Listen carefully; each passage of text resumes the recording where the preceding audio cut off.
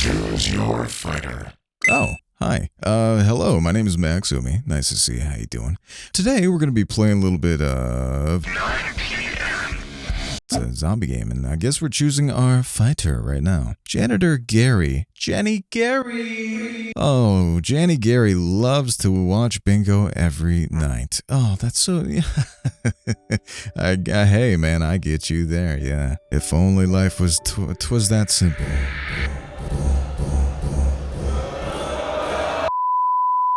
Not paid enough and still uses Walkman and thinks they're groovy. Well, I disagree with you on that last one, but hey, Jenny Gary, you are my fighter nonetheless. It's 9 p.m. on a Friday and you are pissed.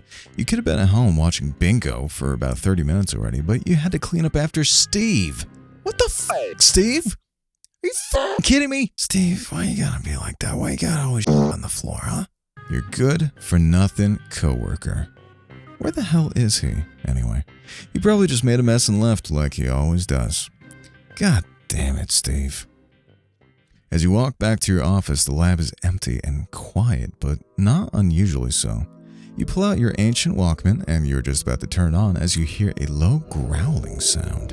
A stray or something that found its way into the building? Maybe you should go look. Come on, Jenny Gary, let's go have a peek. Let's go take a peeky-weeky. Or maybe it was nothing. You don't hear anything right now. And honestly, you really, really want to be done for today. I feel that. Well, we got two options here as in this choose our own adventure sort of thing. Shall we investigate or shall we go to your office? Well, I feel like, hey, I believe in Jenny Gary. He's got a mighty fine mustache. So, if anything, that probably indicates his strength and ability to absolutely demolish. And I'm assuming it's a zombie, so it. Let's go investigate.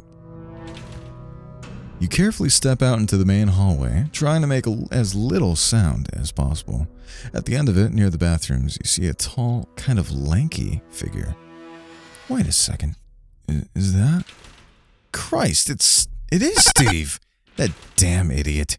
What the hell is he doing here? Ask him what the hell he's doing here or wait for him to notice you. I'm gonna ask it, yeah, what the hell you doing here, Steve? Why you leaving the doors open while you take them big stinky shits, huh? Not again. Steve doesn't seem to appreciate your tone of voice all that much. He starts groaning and whining and, drooling all over the floor. Okay, something isn't right with Steve. You start to wonder if he smoked weed in the bathroom again. Last time he did that, he threw up and you had to take him to the ER. Quite the lightweight there, Stevie. Even had to pay the damn bill for him because he said he was broke. Oh, man. Jenny Gary, that's so sweet of you, Wow, it's actually very nice of you.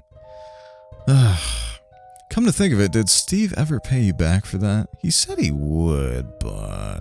Suddenly he turns around and growls right at you, interrupting your train of thought. He's... Oh, god damn it, Steve has turned into a zombie! What do we do? Do we run? Do we hit him with our mop? Super effective, I'm assuming. Actually, demand your money back.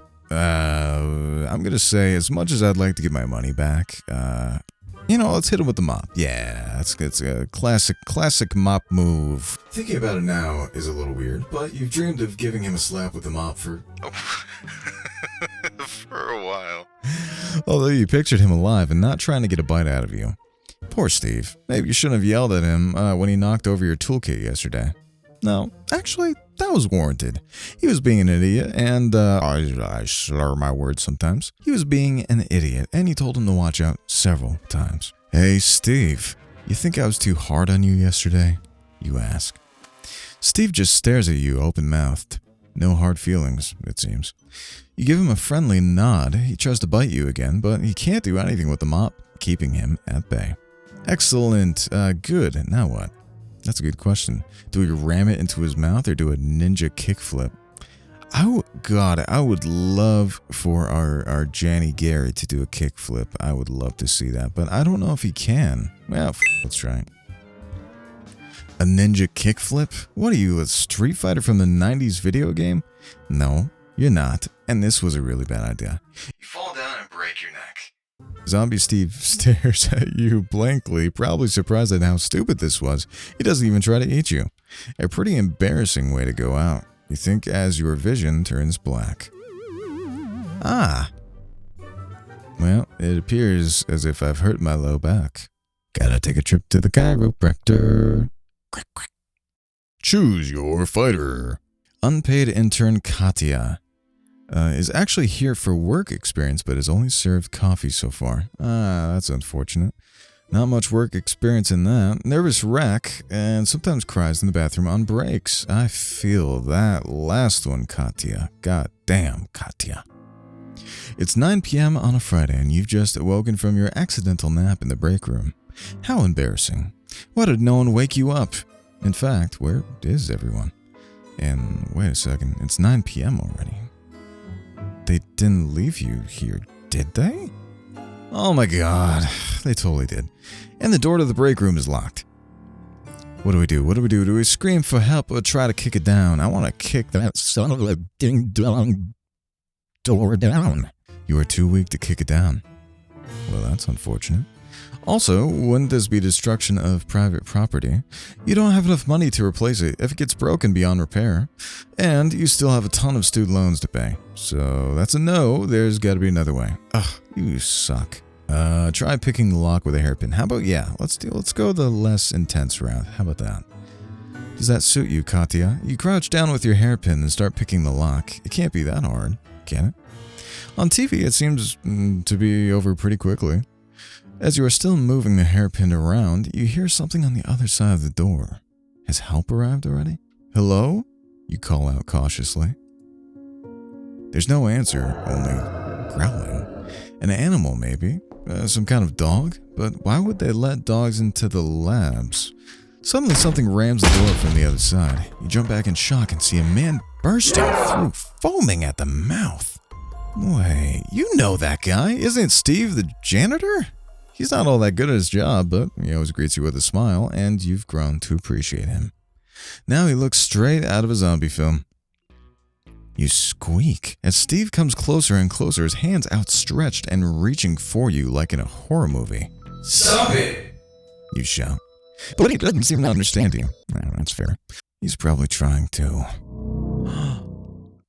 prank you. Yep, Katya, you are a big brain lady.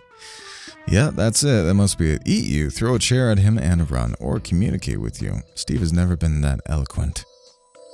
Well, I'm gonna go with eat you. That sounds about right. I'm too young to die, you scream as you grab the nearest chair. And I don't want my parents to have to pay my stupid student loans! You throw the chair at Steve as hard as you can and storm out the break room. Good job, Katya. Yes. Life. Run for life. Running, it turns out, isn't all that easy with high heels on. Well, hindsight is 20/20, I suppose. But you can't stop. Not until you've outrun Steve. ... Maybe you should have closed the door to the break room. Well, maybe you should shut up. Me, the narrator. You turn a corner and almost run into a wall. This is the end of the hallway. You cast a nervous glance back, but it doesn't seem like Steve is following you anymore. Still, you can't just turn and go back, can you? Ugh, what a mess. You should have never started working here. This whole lab is bad news. Alright, enough self-pitying. There's 2 doors you could go through to get out of here. You put your ear against each door and listen. One has a pittering sound coming from behind it. Behind the other one is just dead quiet. Both seem kinda suspicious, honestly. Oh, what a toughie. Okay, let me think here. So take the door with the pattering sounds, or take the door without any sounds. See, either or could be a severe problem. Or, I mean, if there's no sounds, it could just be like a dead body, like a dead zombie. Could just be a zombie, you know, like a regular zombie taking a nap. You could just be chilling there real quiet, just meditating, thinking about hummus or something. But the pittering, on the other hand, it could very easily just be a walking zombie, just kind of walking around. It could be Janny Gary. Oh man, I want to see him again. Very sad about breaking your back, Janny Gary.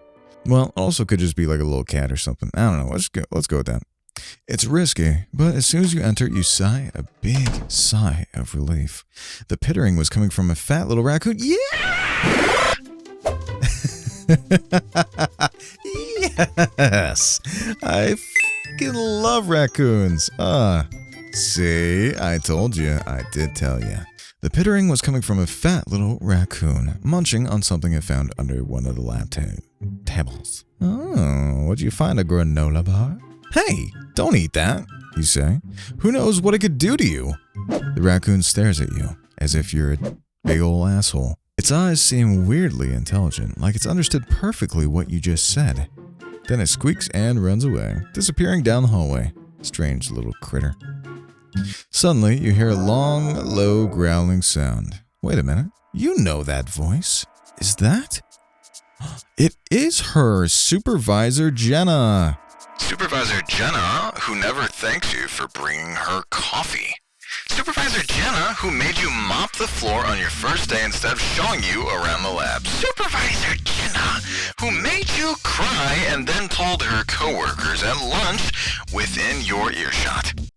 Supervisor Jenna. Zombified. Looks like karma has finally caught up to her. You know, you have to escape her, but the temptation is strong now that she can't fire you. Should you tell her a few choice words?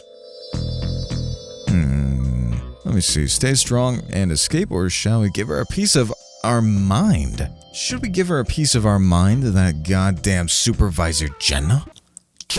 Jenna, I don't like the way that you look at my face.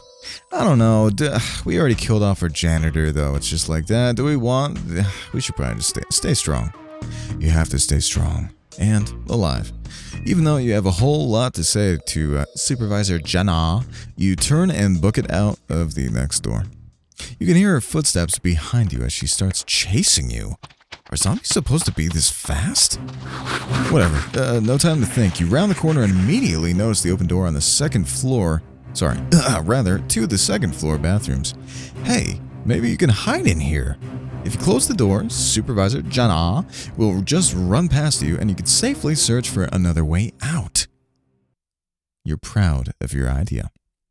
Yes, even though it is I, the narrator's idea, not to you, Katya. You quickly slip through the door and lock it behind you before Jenna could catch up to you. Phew! You're really lucky you noticed this door.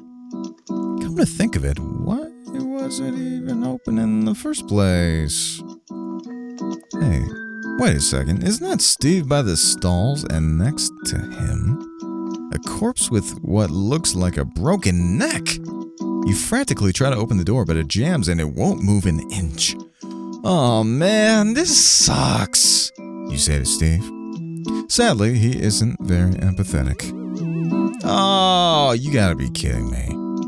I'm sorry, Katya, you somehow have been turned into Din Din. And for that, I apologize. Oh, wait, what? Thank you for playing 9 p.m. This is currently where the alpha ends. So, okay, yeah, if you guys want to support this and get it going to the next stages, feel free to, support them as needed and all that. Go, definitely check it out. It's free on Itchio, this alpha here. Yeah, if you guys throw me enough licks and, slap the like button real hard, then maybe we can go back and try to get the rest of the badges. It looks like we could get multiple endings in this, so... Anyways, yeah, that'll be the end of this episode, so... sayonara for now, but I'll see you around, friendos. Bye!